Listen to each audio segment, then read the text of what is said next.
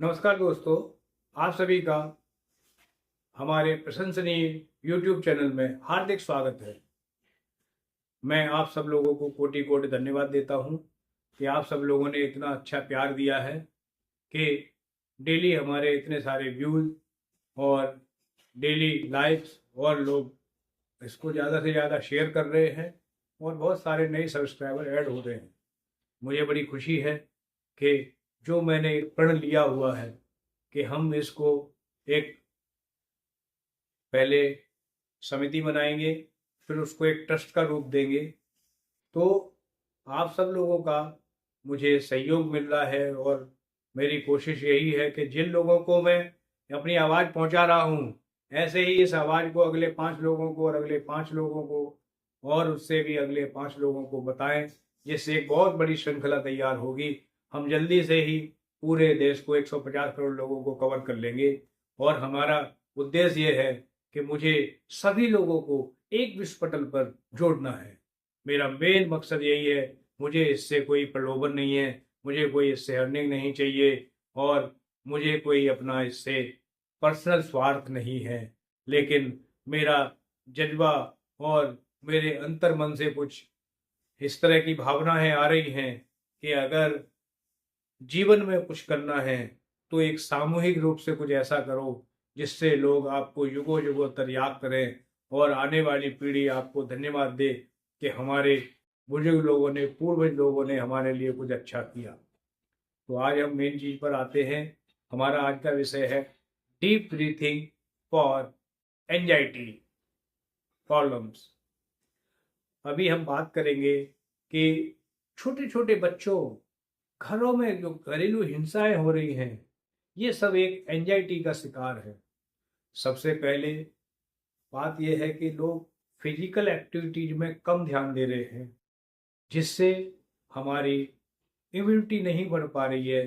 Body parts हमारे उतने सक्षम नहीं हैं जितने होने चाहिए। अब होता क्या है कि ज़्यादातर लोग मोबाइल पर स्क्रॉल करते रहते हैं, बहुत सारी ऐसी चीज़ें देख रहे हैं जो हमें नहीं देखनी चाहिए। मैं बार बार कहता हूँ कि हमेशा, चाहे हम बंद कमरे में हों, चाहे 10 लाख लोगों के बीच में विश्व पटल पर हों, हमें कोई ऐसी बात नहीं करनी जिसको हमें किसी को बताने में शर्मिंदगी महसूस हो या हमारा सर नीचे झुके। हमें कभी भी अपना सर नहीं झुकने देना है।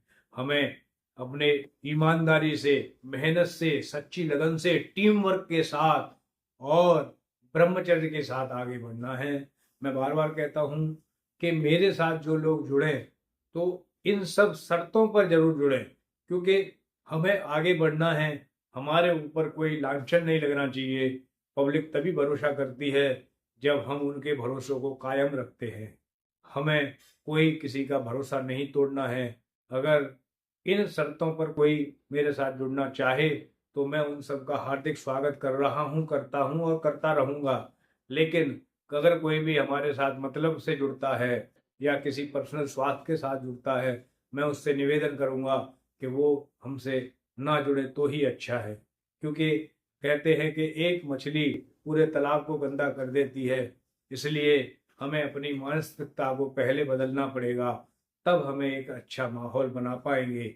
और मुझे उम्मीद है कि आप सब लोग इसी इतने एक्टिवनेस दिखाते रहेंगे और इसी इतनी एनर्जी के साथ काम करते रहेंगे, मेरे साथ जुड़ेंगे और विश्व पटल पर हम अच्छा नाम कमाएंगे। एक हमारे भारत देश का नाम होगा और निश्चित रूप से हम जो है नंबर 1 पर एक भारत को अर्थव्यवस्था विश्व की बनाने में कामयाब जरूर होंगे।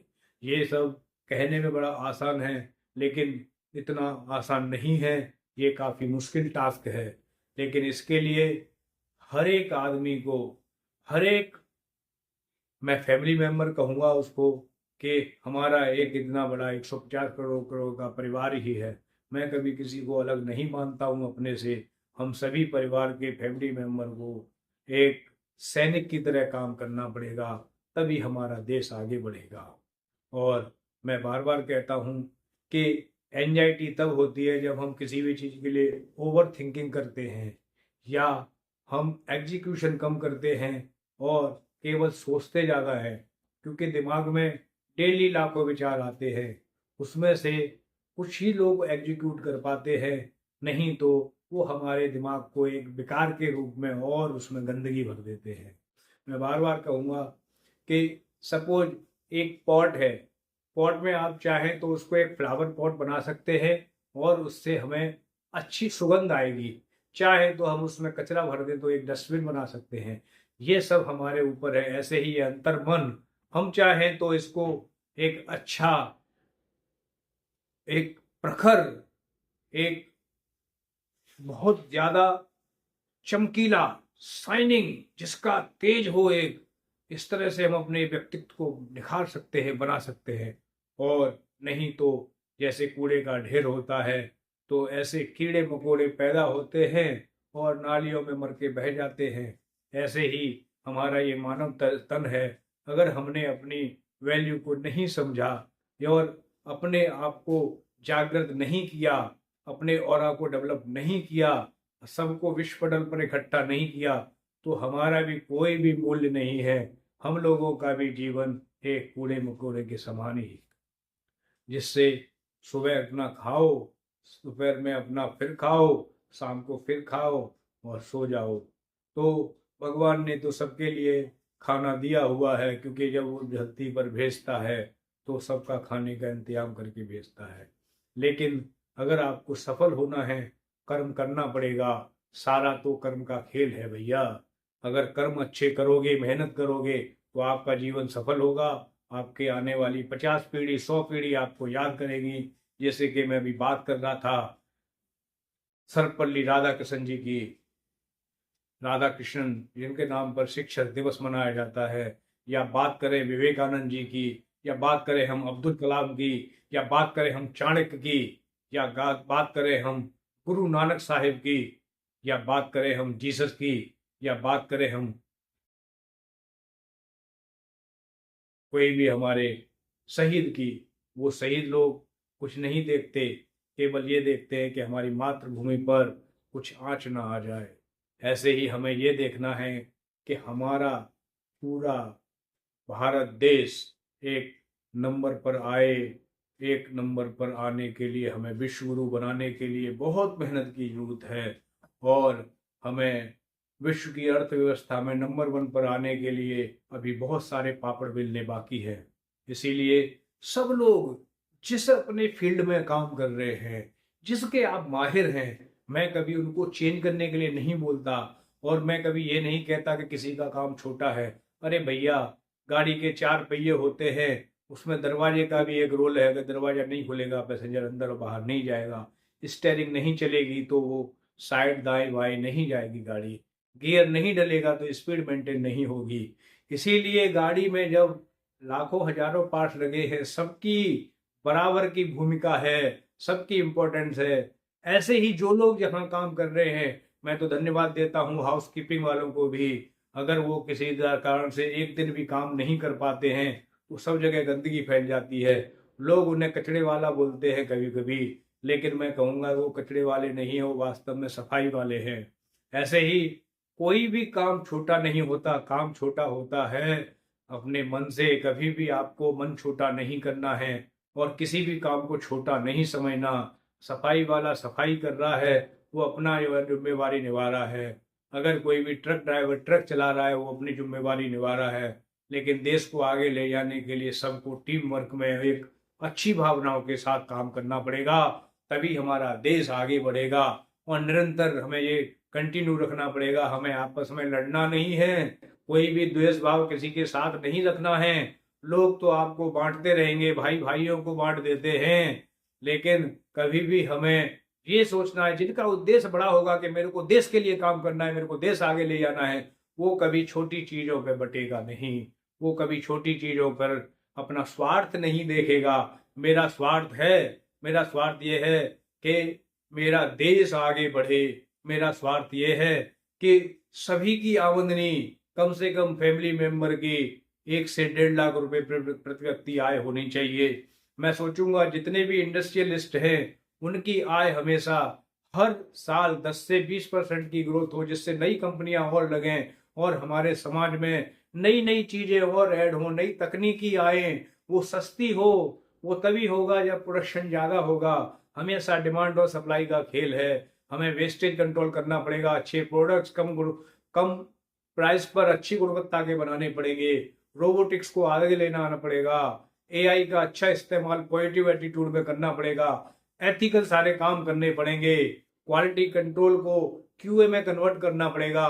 कोई भी काम आप कर रहे हो उसको पक्का करें, उसमें कहीं पे भी आगे रीवर्क का कोई भी उसमें कभी भी ऐसा नहीं होना चाहिए। लेकिन जब एंजाइटी के लोग शिकार हो जाते हैं उनको कुछ दिखाई नहीं देता है, क्योंकि मानसिक रोगी बन जाते हैं और इसका कोई भी इलाज नहीं है।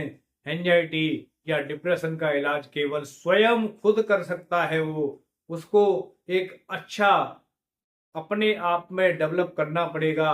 कुछ भी नहीं है, सुबह अपना दिनचर्या जल्दी से अपना निपटाओ और सुबह अच्छी डीप ब्रीथिंग करो और सुबह कुछ योगासन करो, प्राणायाम करो, मेडिटेशन करो। जितना हम फिजिकल एक्टिविटी ज़्यादा करेंगे, जितना हम एक दूसरे के लोगों से साथ बात ज़्यादा करेंगे, सबकी समस्याओं को समझेंगे और सबकी समस्याओं को अपना मानेंगे, और अगर हम अपनी पर्सनल जातिवाद और भेदभाव और अपने लालच को दूर भगाएंगे तो कभी कोई आदमी एंजाइटी का शिकार नहीं होगा, नहीं कोई डिप्रेशन में जाएगा। लेकिन आजकल लालच इतने बढ़ गए हैं कि भाई भाई के लिए जो है ना परेशानी क्रिएट कर रहा है, पति पत्नी के लिए परेशानी क्रिएट कर रही है, पत्नी पति के लिए। ये सब क्या हो रहा है भाई? हम विश्वगुरु बनने का सपना देख रहे हैं और हम भारत संस्कृति की बात करते हैं, जहां सभ्यता सबसे पहले आई थी, जिसका जीरो का आविष्कार भारत में ही हुआ है। बगैर जीरो के ना कोई साइंस हो सकती है, ना कोई भी और चीज हो सकती है टेक्नोलॉजी, जिसमें सूरज तक की जो है जो डिस्टेंस है, दूरी है, वो 7 लाख 8 लाख वर्ष पहले ही बता दिया गया था हनुमान चालीसा में, उसमें उल्लेख है। हम अपने आप को छोटा क्यों समझते हैं? और हमें तो दिन प्रतिदिन अपने आप को और अच्छा और बेहतर बनाना है। तो उसका तरीका यही है कि हम अच्छी अच्छी किताबें पढ़ें, अच्छी संगति में रहें, पॉजिटिव एटीट्यूड बनाएं, सेल्फ मोटिवेटेड रहें और डेली नई कुछ चीजें सीखने के लिए क्रियान्वित रहें। और बाय द वे हमारे जीवन में कुछ असफलताएं आई हैं तो उनसे हम सीखें कि वास्तव में हम असफल क्यों हुए, हमने कहाँ गलती करी थी। उसको अच्छे से जो है पीडीसीए पे प्लान टू चेक इट लगा सकते हैं उसमें, या आप पाई चार्ट लगा सकते हैं, टॉप पैरेटो लगा सकते हैं, हिस्टोग्राम लगा सकते हैं। बहुत सारे टूल है एनालिसिस करने के लिए। कहीं वेस्टेज हो रहा है वहाँ वेस्टेज मैनेजमेंट का रूट को एनालिसिस कर सकते हैं।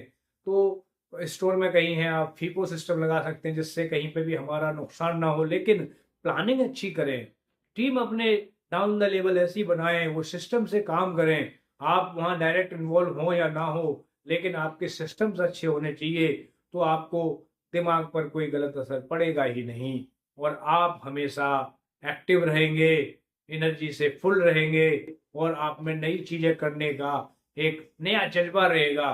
डेली हमें 1% ग्रोथ लानी है अपने आप में, अपने जीवन में, अपने बच्चों के जीवन में, अपने परिवार के जीवन में और अपनी कंपनी के जीवन में, कंपनी के प्रोग्रेस में, कि हमारा डेली कम से कम 1% विकास हो।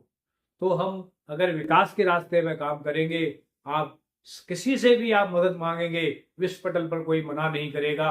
मुझे उम्मीद है कि सारे लोग एक इच्छा दृढ़ शक्ति के साथ सारे लोग काम करेंगे और निश्चय ही हमारा देश, जो छोटे छोटे बच्चों में एंजाइटी हो जाती है या डिप्रेशन के शिकार हो जाते हैं, या बड़े बच्चे भी जिन पे युवाओं की मैं बार बार बात करता हूँ, अगर वो अभी से मोटापे के शिकार होंगे या एंजाइटी के शिकार होंगे या डिप्रेशन के शिकार होंगे, तो कैसे हमारा भारत नंबर 1 इकोनॉमी बनेगा।